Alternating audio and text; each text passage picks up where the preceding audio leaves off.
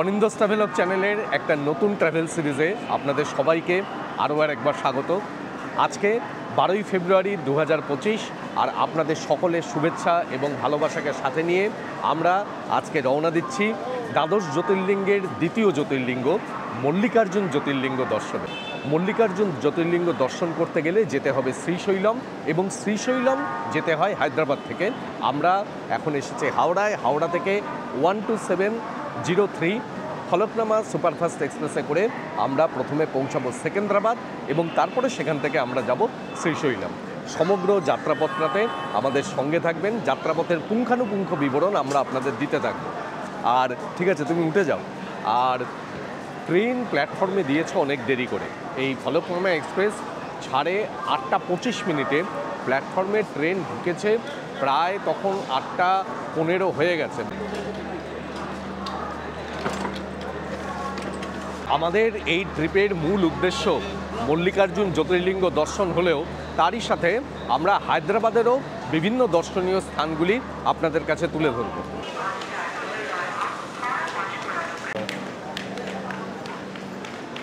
Already 8:25 হয়ে গেছে, প্ল্যাটফর্মের ঘড়িতে দেখাচ্ছে, কাজেই এক্ষুনি ট্রেন ছাড়বে। আমরা রয়েছি ফার্স্ট ক্লাসের বি কুপে। এই বি কুপ আমাদের।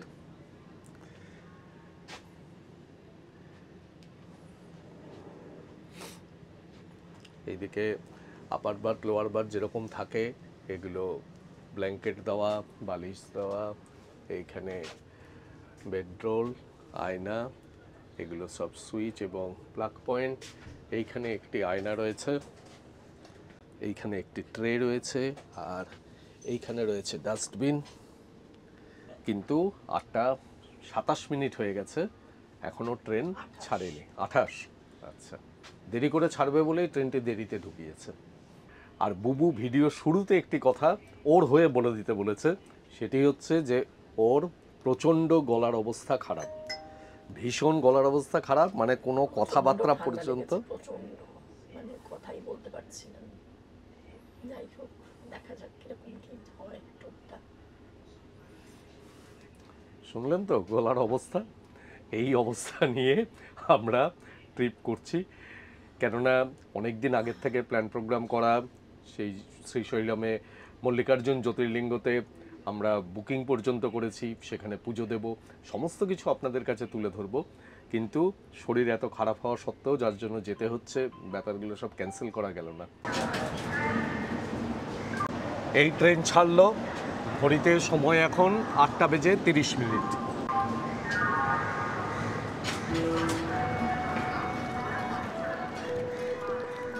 তার মানে আমরা শুরুই করলাম 5 মিনিট লেটে।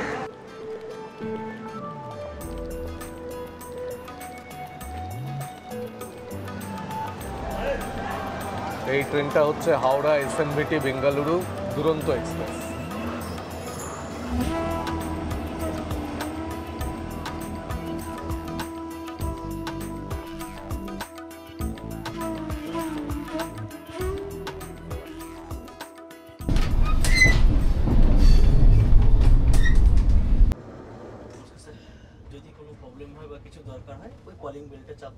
ট্রেন যাত্রা শুরু করলাম কফি দিয়ে। বউ বললো একটু গরম জিনিস আগে নাও, তাতে আমার গলাটা একটুখানি আরাম পাবে। তা নিলাম। কফি নিলে হচ্ছে 10 টাকা করে। আর কফিটা ভীষণ ভালো বানিয়েছে। ফলকনামা এক্সপ্রেস 8:30 ছাড়লো, কিন্তু 8:25 ছাড়ার কথা। আগামীকাল পৌঁছাবে সকাল 10:30টায়। মোট যাত্রাপথের দূরত্ব সেকেন্দ্রাবাদ পর্যন্ত 1545 কিলোমিটার, আর সময় নেয় 26 ঘন্টা 5 মিনিট। আর আমরা বাড়ির থেকেও বেরিয়েছি অনেক সকালবেলায়, সেই 8:25 ট্রেন। আমরা বাড়ির থেকে বেরিয়েছি 7 তাড়াতাড়ি, প্রায় বোধহয় 6:15 বেরিয়েছি না, 6:15 সময় বাড়ির থেকে বেরিয়েছি, এবং দেখলাম কিছুই জ্যাম হলো না, কিছু না। আমরা 7:15 মধ্যে হাওড়ায় পৌঁছে গেলাম।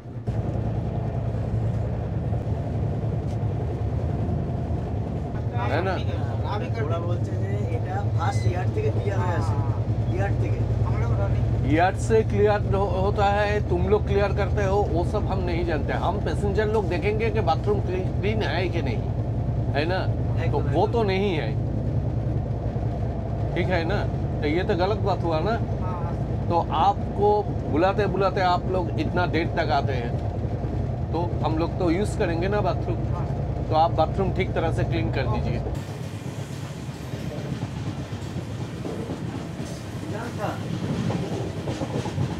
जाम था वो क्लियर कर दिया।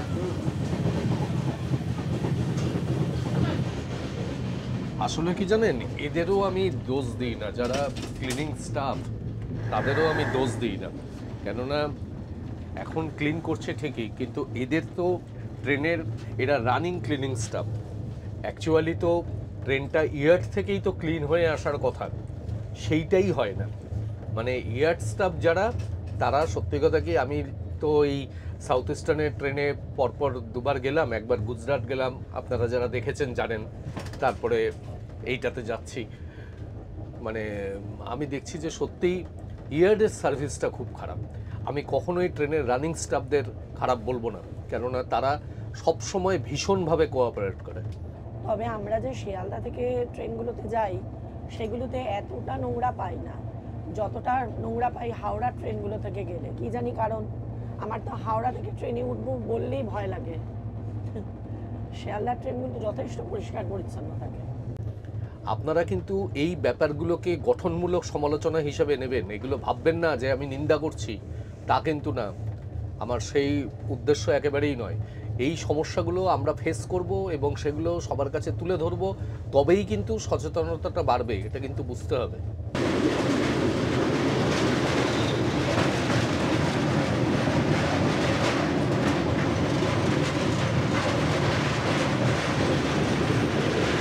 কোলাঘাট ব্রিজ পার করছি।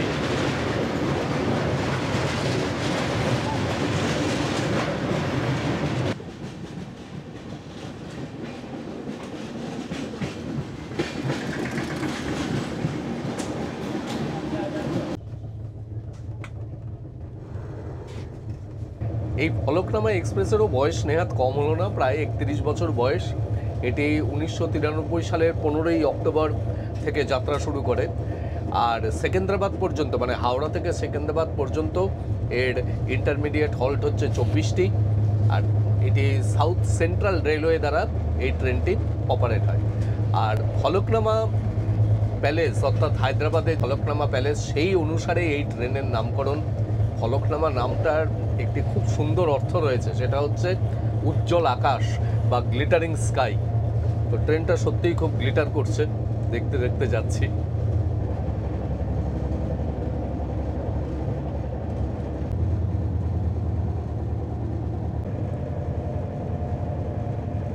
নতুন ধান বোনা হয়েছে।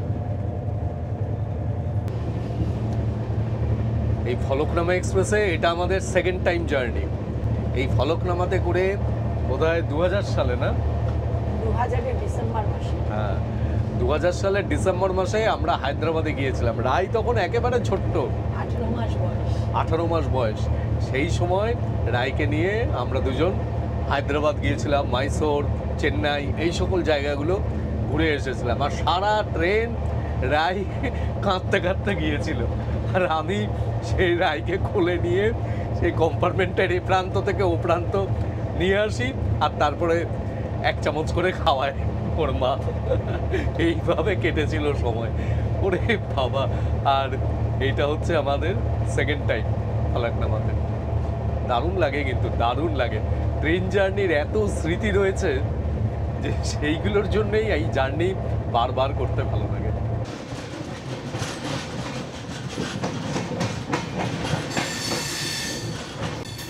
ট্রেন খড়গপুরে কিন্তু মোটামুটি রাইট টাইমেই ঢুকছে।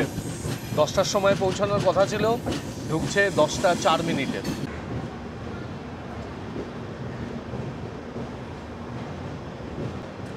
আজকে 12ই ফেব্রুয়ারি, কিরকম গরম পড়ে গেছে।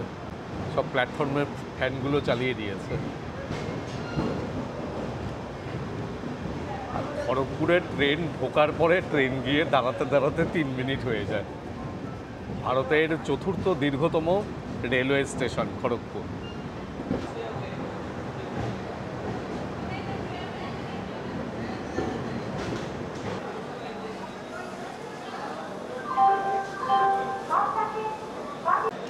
হুগলি, গোরক্ষপুর এবং কোল্লামের পরে খড়গপুর হলো ভারতের চতুর্থ দীর্ঘতম রেলওয়ে স্টেশন।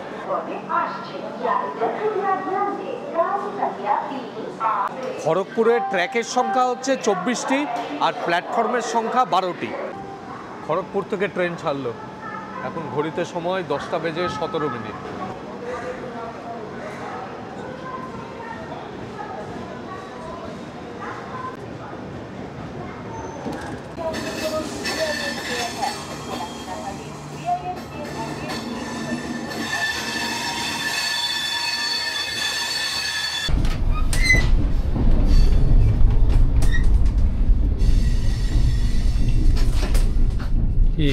কি করছো? কি আর করবো, বসে বসে বাইরে দেখছি। তবে এই খড়গপুর যে শুধুমাত্র এই লম্বা প্ল্যাটফর্মের জন্য বিখ্যাত তাই নয়, খড়গপুর অত্যন্ত গুরুত্বপূর্ণ রেলওয়ে জংশন। মানে আমার মনে হয় যে খড়গপুরের মতন এত গুরুত্বপূর্ণ রেলওয়ে জংশন পশ্চিমবঙ্গে আর নেই। আপনারা যদি জানেন আপনারা আমাকে কমেন্ট করে জানাবেন। এই খড়গপুর থেকে একদিকে চলে যাচ্ছে যে হাওড়া চেন্নাই লাইন, সেটি খড়গপুর থেকেই ডাইভার্ট হচ্ছে মুম্বাই এর লাইন, আবার খড়গপুরের থেকে এইদিকে বাঁকুড়া আদ্রা যে লাইন, সেই লাইন এসে মিশছে খড়গপুরে, আর এইদিকে আবার আসানসোল টাটানগর লাইন, সেটাও কিন্তু খড়গপুর থেকে বেরোচ্ছে। মানে মোট 4টে গুরুত্বপূর্ণ লাইনের জাংশন স্টেশন হচ্ছে খড়গপুর। এইবারে কিছুটা ক্লিয়ার আসছে, কেন বলো তো?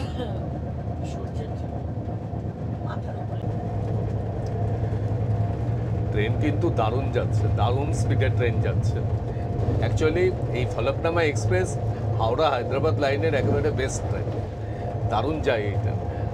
এখন শালিমার থেকে সেকেন্দ্রাবাদ পর্যন্ত আরেকটি সুপারফাস্ট ট্রেন চালু হয়েছে, সেটিও 26 ঘন্টা 5 মিনিটই নেয়।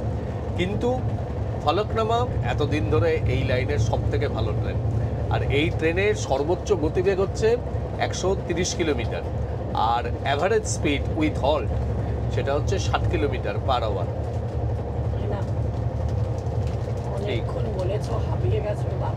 বাহ, মুখ না চালালে কি আর এত লং ট্রেন জার্নি ভালো লাগে? এখন একটু বাদাম খাই।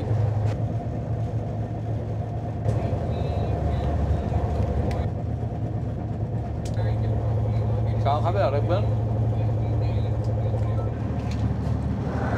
এই যে চা।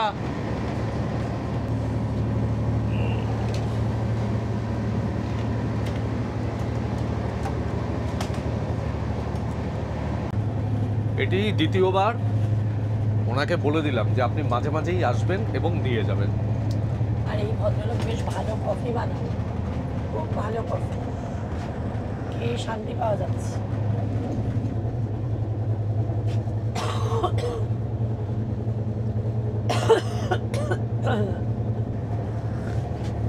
বুবু এবারে বলেছিল যে আমি এবারে ট্রেন জার্নি করার সময় কোনো কথা বলবো না, কেননা ট্রেন জার্নি করার সময় কথা বলতে গেলে জোরে কথা বলতে হয়। এই হচ্ছে তার নমুনা, সমানে বকবক করে যাচ্ছে। কতক্ষণ চুপ করে থাকবো, আর এই ভিডিওর মাধ্যমেই তো আপনাদের সঙ্গে একটুখানি কথা বলতে পারি। তবে এটাও ঠিক, অনিন্দকে যারা পরামর্শ দেয় আমাকে ছাড়া ভিডিও করতে, তারা কিন্তু খুশিই হবে। অনেকে বলবে বাঁচা গেছে বাবা।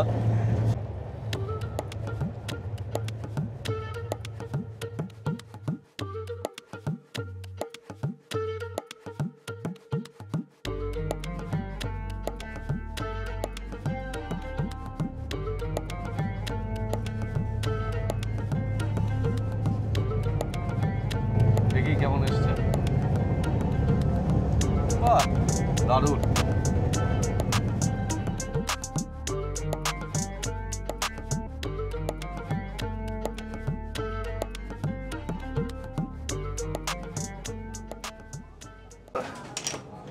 আমরা এসে পৌঁছালাম বালেশ্বরে।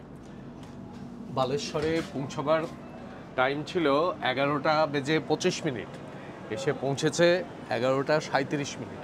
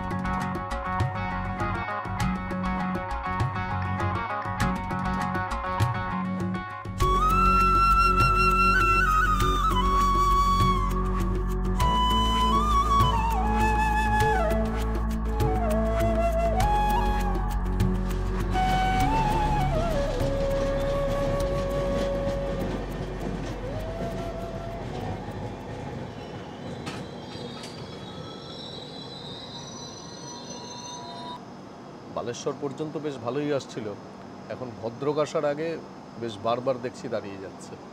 যাই ভেতরে যাই।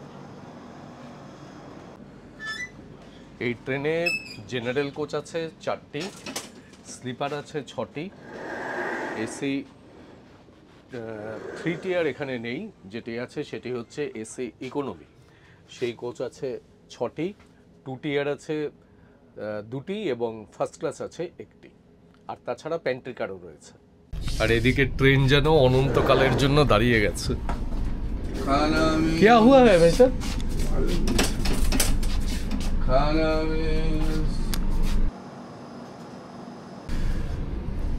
কেউই কিছু বলতে পারছে না কি হয়েছে। প্রায় 15 মিনিট ধরে একই জায়গায় দাঁড়িয়ে আছে। এটা কোন স্টেশন?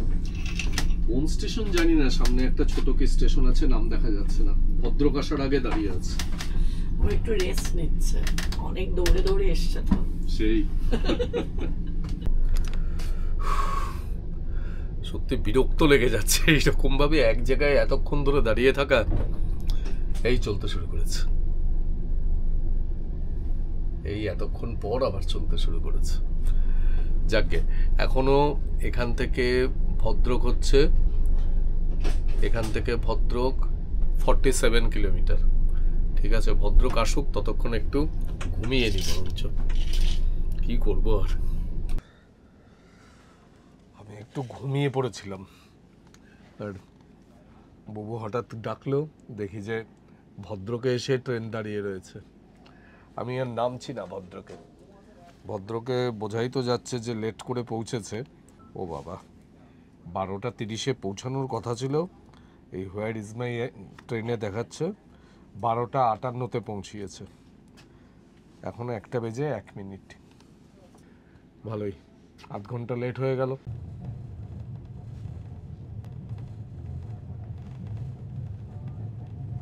এখন সময় ঘড়িতে 1টা বেজে 15 মিনিট। ভদ্রক স্টেশনে কি সুন্দর আঁকা দেখুন।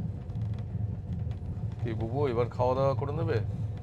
না খেলে এবার জিনিসটা পৌঁছে যাবে। এই হলো আমাদের আজকের লাঞ্চ। এইদিকে মাটন, রুটি আর তার সাথে মিষ্টি। আমরা কিন্তু লাঞ্চে রুটি খেয়ে রীতিমতো অভ্যস্ত। সপ্তাহে প্রায় 3-4 দিন আমরা রুটিই খাই, তাই না?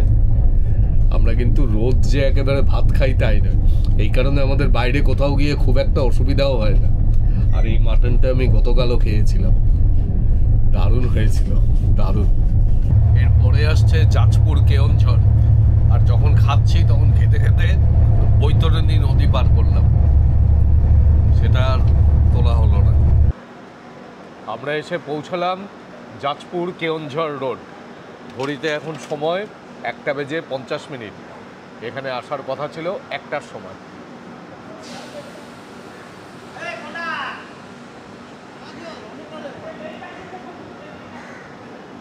এই যাজপুর কেওনঝড় অঞ্চল উড়িষ্যার অন্যতম গুরুত্বপূর্ণ খনিজ সম্পদ সমৃদ্ধ অঞ্চল।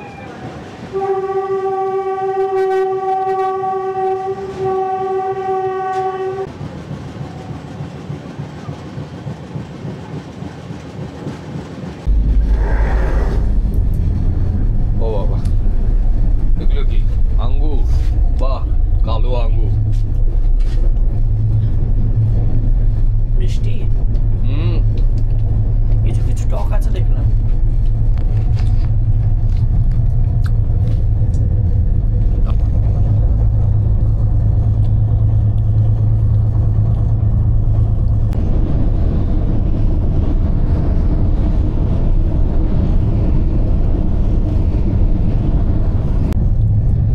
আমরা এখন এই যে নদীটি পার হলাম, এই নদীটির নাম হচ্ছে ব্রাহ্মণী নদী।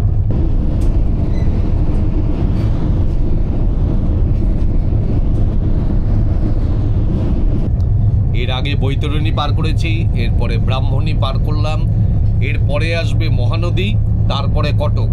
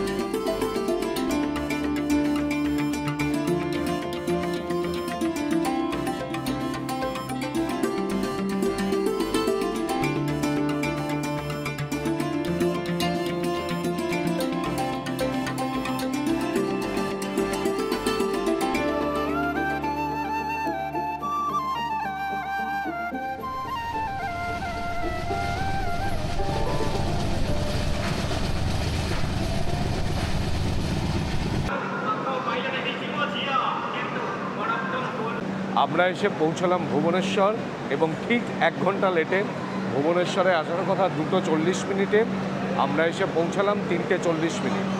ভুবনেশ্বর উড়িষ্যার রাজধানী এবং ভুবনেশ্বর স্টেশনটিও ভীষণ সুন্দর, কিন্তু এইখানে স্টেশনে কাজ হচ্ছে, যার জন্য স্টেশনের বিভিন্ন জায়গাতে বেশ অনেক মালপত্র রয়েছে, হাঁটা চলাতেও অসুবিধা হচ্ছে। তো চায় দিজিয়ে, এই যে ভাঁড়ে করে চা। বাহ, দারুণ, এক্সিলেন্ট। এটা কোথায় পেলে? এই তো ভুবনেশ্বর স্টেশন। বাহ, চাটা মানে অপূর্ব অপূর্ব। ঘুমটাও অপূর্ব ঘুমালো। দারুণ চাটা, দারুণ চাটা। দেখ চা খাচ্ছে এত বড় কারে।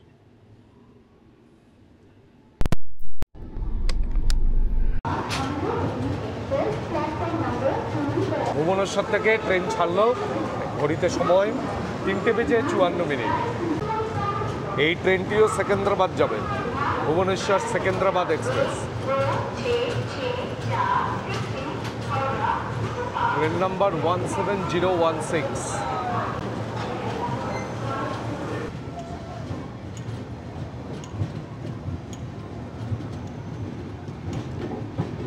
ভুবনেশ্বরের পরে আসবে খুর্দা রোড জংশন।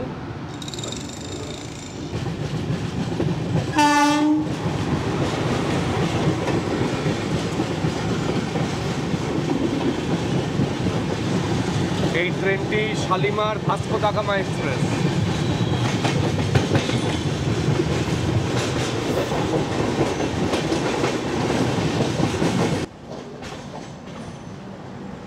যত সময় যাচ্ছে আমাদের ট্রেনের লেটের পরিমাণও তত বাড়ছে। এখন খুর্দা রোড পৌঁছাচ্ছে, লেট 1 ঘন্টা 10 মিনিট। এখানে আসার কথা 3:05, এখন ঢুকছে 4:15। এই খুর্দা রোড থেকে সোজা চলে যাচ্ছে চেন্নাইয়ের লাইন, আর বাঁদিকে চলে যাচ্ছে পুরীর লাইন। তবে এই ট্রেনের বালিশগুলি কিন্তু বেশ দারুণ, বেশ শক্তপোক্ত বালিশ, মানে ট্রেনের বালিশ যেরকম পাতলা ফিনফিনে হয়, মাথার তলায় দিয়ে শোয়াই যায় না, এখানে কিন্তু তা নয়। আমি আবার আরেকটি বালিশ চেয়ে নিলাম অতিরিক্ত, সেই 2টো বালিশ মাথার তলায় দিয়ে যা সুন্দর ঘুম আসছে না, যখনই শুচ্ছি একেবারে ঘুমিয়ে পড়ছি।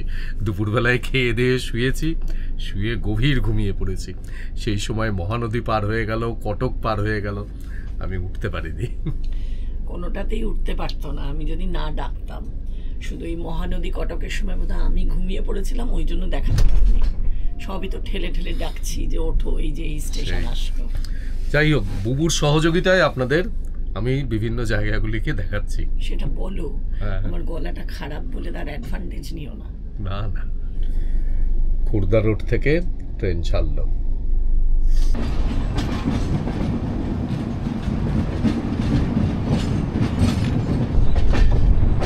এই পুরীর লাইন এইদিকে যাচ্ছে। ওই যে পুরীর লাইন থেকে একটা ট্রেন আসছে।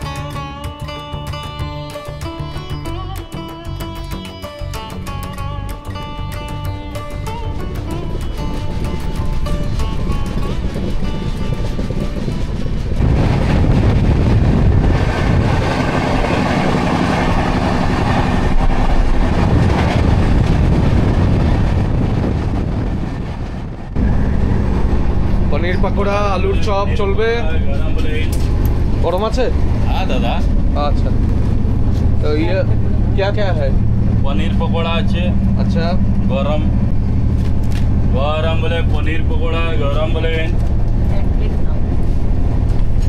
एक प्लेट अच्छा एक प्लेट ही दे दीजिए ठीक है एक प्लेटे 4 पीस দুটো দুটো করে कितना 40 টাকা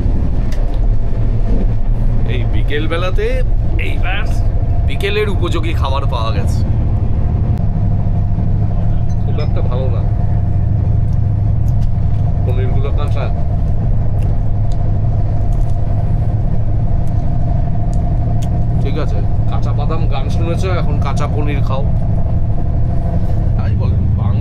বাইরে বেরোলে না এইসব চপ টপ এইসব কোথাও খেয়ে সুখ নেই। আমি দেখলাম তো অনেক জায়গায় খেয়ে, এরা চপ বানাতেই পারে না। ওই জন্য তো দিদি বলেছে চপ শিল্প করতে।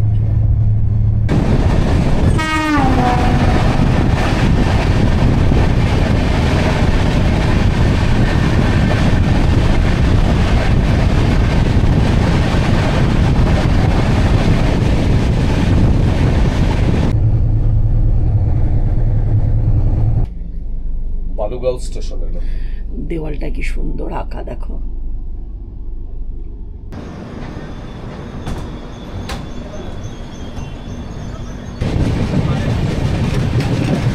এই ট্রেনটি মালদা থেকে আসছে, অমৃত ভারত এক্সপ্রেস।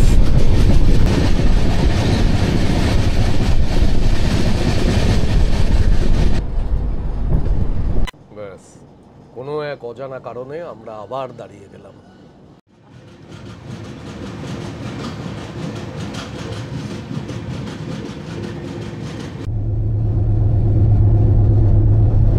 এই বালুগাঁওয়ের পরে এর পরের স্টেশন আসছে ব্রহ্মপুর।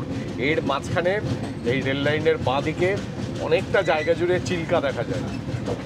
চিল্কার হ্রদের একেবারে পাশ দিয়ে ট্রেনটা যায়, দারুণ সুন্দর লাগে দেখবে যখন আসবে।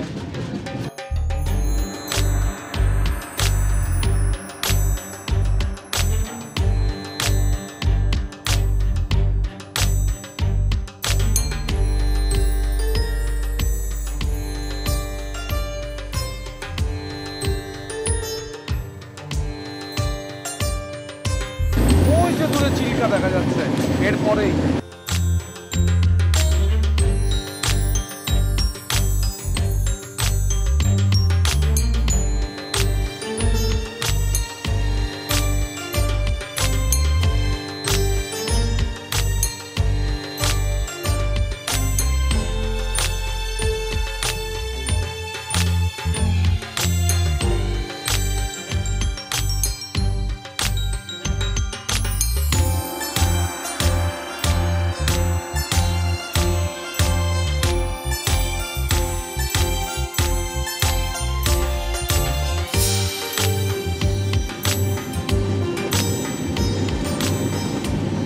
এই জায়গাটা পড়ে উড়িষ্যার গঞ্জাম ডিস্ট্রিক্টের মধ্যে। এর মধ্যে চিল্কা, রম্ভা এই সকল জায়গাগুলো পড়ে। এগুলো প্রত্যেকটা দারুণ সুন্দর পর্যটন স্থান। এই যে রম্ভা পার করছি। আমরা এই রম্ভায় কিন্তু আসিনি। রম্ভা খুব সুন্দর জায়গা। এটা কি ইভিনিং ওয়াক হচ্ছে? সান্ধ্যকালীন। আমরা এসে পৌঁছলাম ব্রহ্মপুর স্টেশনে। লেটের পরিমাণ এখন একটু কম, 1 ঘন্টা 10 মিনিট থেকে এখন 55 মিনিট লেটে নেমে এসছে। বেশি দাঁড়ালো না।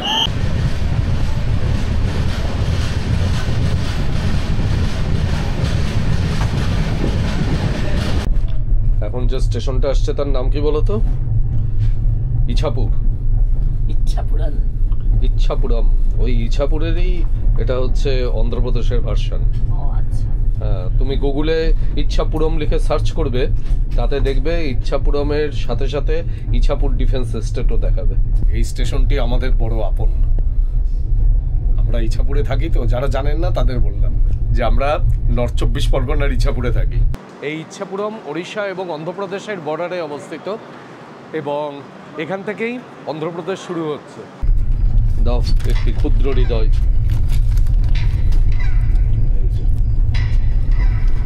অনেকক্ষণ ধরে চা আসছে না।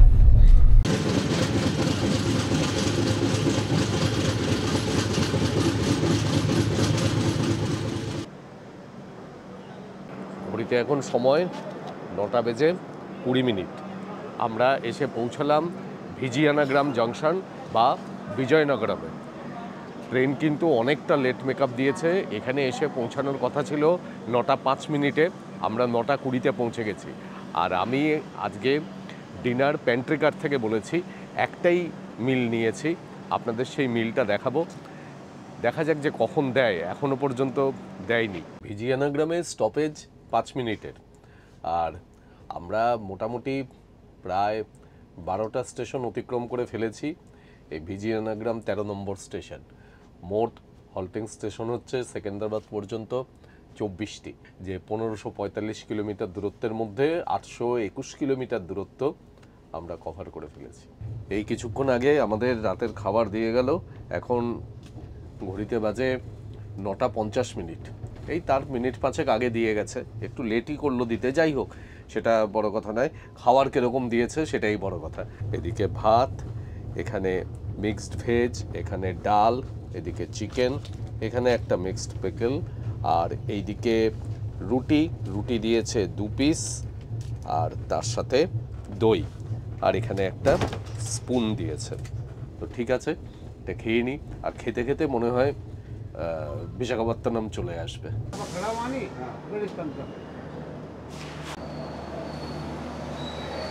রাতের খাবার খেতে খেতেই ট্রেন এসে পৌঁছালো বিশাখাপত্তনম জংশন। এখন ঘড়িতে সময় 10টা বেজে 32 মিনিট। এখানে 10টা 10-এ আসার কথা ছিল। আর খাওয়ার কেমন খেলাম সেটা বলার কোনো প্রয়োজন নেই, মানে মেইন ব্যাপার হচ্ছে খাবারটা অসম্ভব ঠান্ডা। খাওয়ার গুণমানের কথা ছেড়ে দিন, কিন্তু অসম্ভব পুরো বরফ ঠান্ডা খাবার। আর আমি যে মিলটা দেখালাম সেটা নিল 180 টাকা। এই বিশাখাপত্তনমে প্রায় 20 মিনিট ট্রেন দাঁড়ায়, কেননা এখানে ট্রেনের ইঞ্জিন চেঞ্জ হয়। এতক্ষণ ট্রেনটি এই দিকে যাচ্ছিল, বিশাখাপত্তনম থেকে এই দিকে যাবে, এবং তারপরে আবার বিজয়ওয়াড়াতে গিয়ে চেন্নাইয়ের লাইন ওই দিকে চলে যাবে, আর ডান দিকে চলে যাবে হায়দ্রাবাদের লাইন। বিশাখাপত্তনম অন্ধ্রপ্রদেশের একটি গুরুত্বপূর্ণ জায়গা। এখানে ভারতীয় নৌবাহিনীর একটি শক্তিশালী ঘাঁটি রয়েছে। 2-3বার বিশাখাপত্তনমে এসেছি। এখান থেকে জগদলপুর, আরাকু, এই সকল জায়গাগুলোতে গিয়েছি। অনবদ্য সব জায়গা, আমার ভিডিও রয়েছে তার উপরে চ্যানেলে। কিন্তু বিশাখাপত্তনম আমার কাছে সবসময় একটা অন্যতম ফেভারিট জায়গা।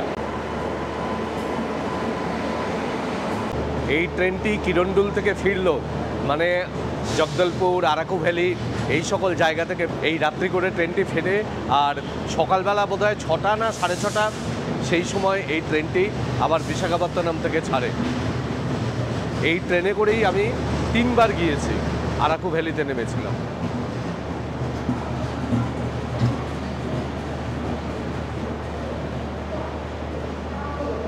আজকে অনেক সকালবেলায় উঠেছি, খাওয়া দাওয়া হয়ে গেছে, এখন গিয়ে শুয়ে পড়ছি।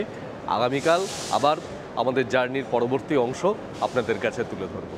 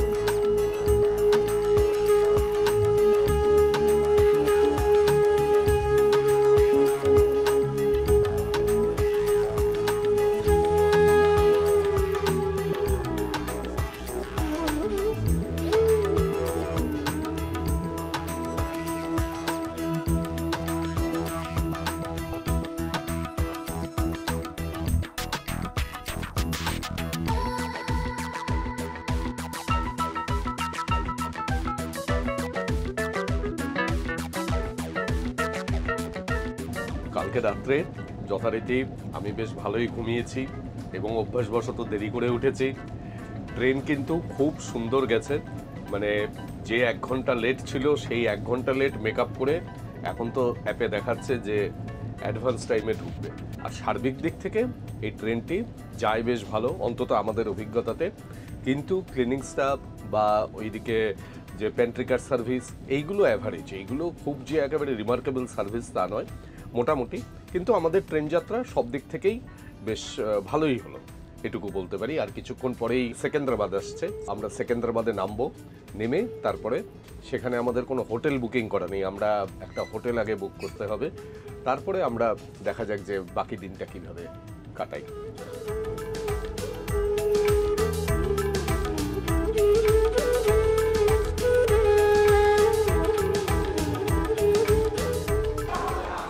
আমরা এসে পৌঁছে গেলাম সেকেন্দ্রাবাদ এবং বেশ ভালোভাবেই সময় মতন এসে পৌঁছলাম, সময়ের আগে এসে পৌঁছলাম। আর আমাদের এই সম্পূর্ণ ট্রেন জার্নি আপনাদের কাছে কেমন লাগলো সেটা কিন্তু অবশ্যই কমেন্ট বক্সে কমেন্ট করে জানাবেন। ভালো লাগলে চ্যানেলটিকে সাবস্ক্রাইব করবেন এবং বরাবরের মতন আমাদের সঙ্গে থাকবেন। অনেক ধন্যবাদ।